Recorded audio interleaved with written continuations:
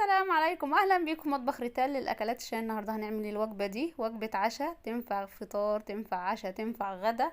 وجبه كامله متكامله غرقانه في صوص الجبنه او الجبنه.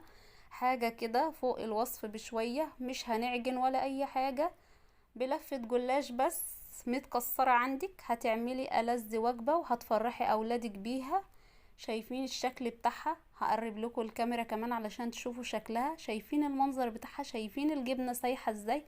حاجة كده فوق الوصف بشوية. شايفين مطة الجبنة بتاعتي؟ الوجبة دي تقدري تحشيها الحشوة المتواجدة عندك في بيتك. بجد شايفين المنظر بتاعها؟ هي كمان سخنة، انا مش قادرة ان انا اتحكم فيها. يلا نخش جري على المقادير بتاعتنا.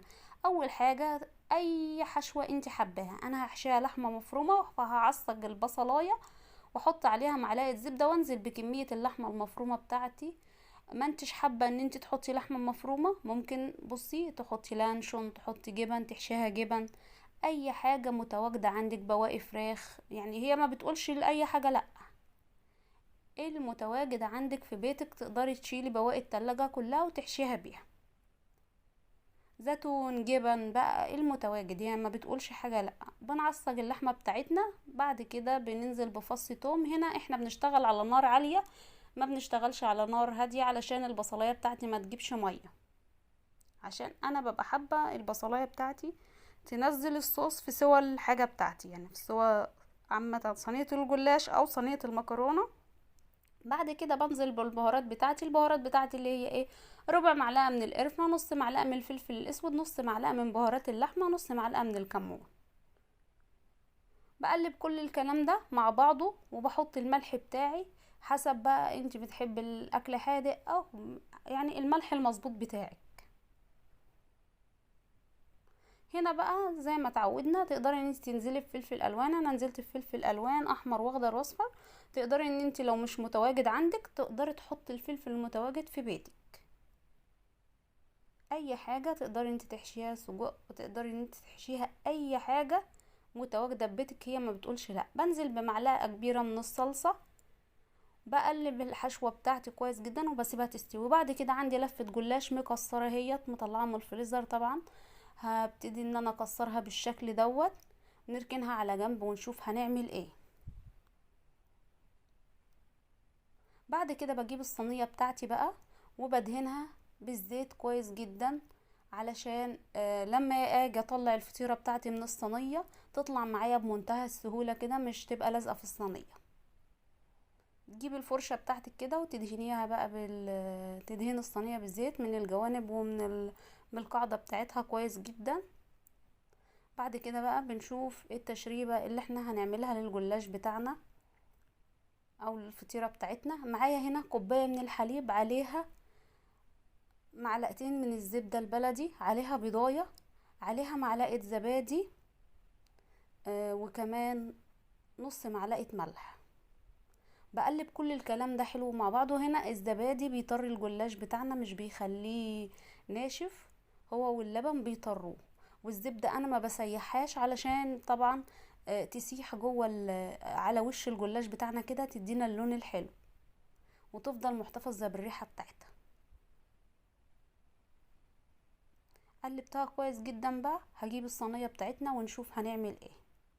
بصي بقى، ولا هنرص ورقه ورقه ولا الكلام ده كله، لا. هنا احنا قطعنا الجلاش بتاعنا وجبنا لفه الجلاش، اي لفه جلاش مكسره ساعات بتحصل مننا كتير، وتيجي تطلعي تعملي الجلاش حلويات تبص تلاقيها متكسره. لا، هنا ولا هتفردي ولا اي حاجه. هتحطي نص الورق اللي معاكي، تبتدي ان انت تحطيه كده بالشكل دوت عشوائي اهوت. بعد كده بقى بحط نص الكميه بالظبط بالشكل دوت. باخد جزء من التشريبة بتاعتي وانزل بيه على الورق دوت. لو مش عايزة وعايزة تنزلي بالحليب كله مرة واحدة انزلي، انما انا بس ايه على مرتين، علشان طبعا ابقى متأكدة ان الطبقة اللي تحت وصل لها من الخليط بتاعنا، من التشريبة بتاعتنا. خلاص هي كده اتظبطت معايا. بقى اجيب اللحمة المفرومة. بعد كده بقى بنزل، بعد ما نزلت بجزء من التشريبة بنزل باللحمة المفرومة بتاعتي طبعا اللي احنا عصجناها مع بعض بالشكل دوت. بحاول ان انا اوزعها في الصينيه كلها. طبعا تقدري ان انت تكبري حجم الصينيه بتاعتك لو حابة ان انت تعمليها طبقة رقيقة. وبفرد اللحمة كويس جدا، وانا بفرد كده ببتدي اضغط، وانا بفرد كده بساوي بالمعلقة بتاعتي، بضغط بايديا كده. بعد كده بقى بنزل بنص كمية الورق، بس اهم حاجة تساوي اللحمة كويس جدا، وانتي بتساوي اللحمة تضغطي بالمعلقة كده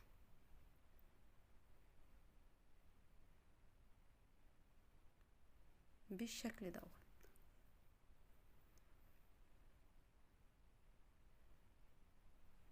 خلاص انا كده، ما تحاوليش الحشوة بتاعتك تيجي على الاطراف، علشان لما تيجي تطلعي الفطيرة بتاعتك ما تلزقش. هنا بقى ببتدي انزل بكمية من الجبنة، اي نوع جبنة حباه، وزيتون لو عايزة تحطي كمان اي نوع جبنة متواجد عندك. انا هنا عندي الجبنة ديت متواجدة عندي، هي ساحت من الحر، الجبنة الموتزاريلا بتاعتنا ساحت من الحر كده. يعني انتوا عارفين ان الصيف على ما طلعتها كده من التلاجة ومن الفريزر واخدت وقتها كانت ساحت بالشكل دوت. ببتدي انزل بقى بجزء من الورق بتاعي بنص الكمية زي ما اتفقنا، بتحطي نص الكمية تحت، وبعد كده تسقي شوية بالتشريبة بتاعتك. بعد كده بتحطي طبقة اللحمة، ومن فوق طبقة اللحمة بتقدري ان انت تحطي جبن، او ممكن تحشيها جبن بس، ممكن تحشيها لانشون، ممكن تحشيها خضار بس، ممكن تحشيها صدق، ممكن تحشيها اللي انت حباه. هي مش يعني مش حاجة معينة ان انت، لا، دي بتعمليها الحشوة المتواجدة ببيتك. يعني مش حشوة لزوما تلتزمي بيها. يعني مثلا لو عندك بواقي فراخ، طبعا كلنا بيبقى مننا فراخ، ولما بتبقى الولاد ما بيبقوش راضيين ياكلوها، فالواحد بيتضايق، حرام يعني الدنيا غلا والحاجة غالية دلوقتي. فنعمل ايه؟ نقطعها لهم ونعملها بالطريقة دي، والله العظيم هياكلوها وهيبقوا حابينها جدا. طبعا انا نزلت اهو بالخليط، ببقية الخليط بتاعي بالشكل ده. بوزع بقى الزبدة بتاعتي علشان ايه؟ تحمر معانا الوش، ياخد لون واحد، ما يبقاش فيه مثلا حتة مستوية وحتة لا مش مستوية. بس كل التشريبة بتاعتي بالشكل ده. هنا في الوقت ده تقدري ان انت تحطها في التلاجة لمدة ساعتين، ان هي تتماسك كلها ببعضها. لو مش مستعجلة عليها يبقى هي ايه، نصاية كده احذفيها في التلاجة لغاية ما تشرب التشريبة بتاعتك. وطبعا انا بجيب الجبنة بتاعتي بقى، هرش جبنة على وشها. تقدري ان تحطي جبنة وزيتون، تقدري تحطي فلفل زي ما انا حطيت، المتواجد عندك تقدري ان انت تستخدميه.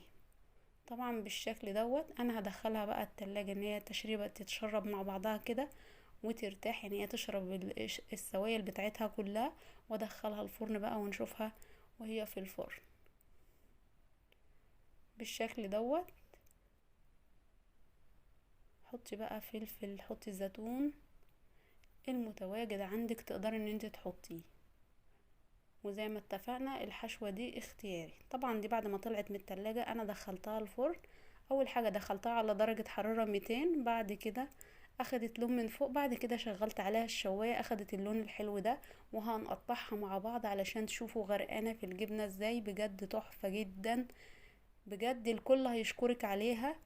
وكمان يعني بصي، ولا هتدهني ورقة ورقة ولا الكلام ده كله. وجبة اقتصادية مش مكلفة، تقدري ان انت تعمليها لأولادك في اي وقت، مش بتلتزم بحشوة. الحشوة المتواجدة ببيتك تقدري ان انت تستخدميها. كمان هطلع لكم قطع علشان تشوفوا شكلها، وهقرب لكم الكادر بتاع الكاميرا. شايفين المنظر بتاعها غرقانة في الجبنة؟ شايفين الشكل بتاعها؟ وجبة مشبعة بجد، يعني الأطفال كلها بتحب الحاجات دي جدا. هي كمان سخنة، انا مش قادرة ان انا اتحكم في مسكتها. طبعا شايفين الجبنة بتاعتنا، يعني هي سخنة جدا، انا مش قادرة ان انا امسكها بصراحة، مش هكدب عليكم. يعني اوريكم مطة الجبنة لانها لسه طالعة من الفرن طبعا، والجبنة سايحة بتاعتنا فشايلة سخونية، فانا مش عارفة والله اوريها لكم بجد. ايوه هي، شايفين الشكل، شايفين البخار بتاعها عشان تصدقوا ان هي لسه طالعة من الفرن.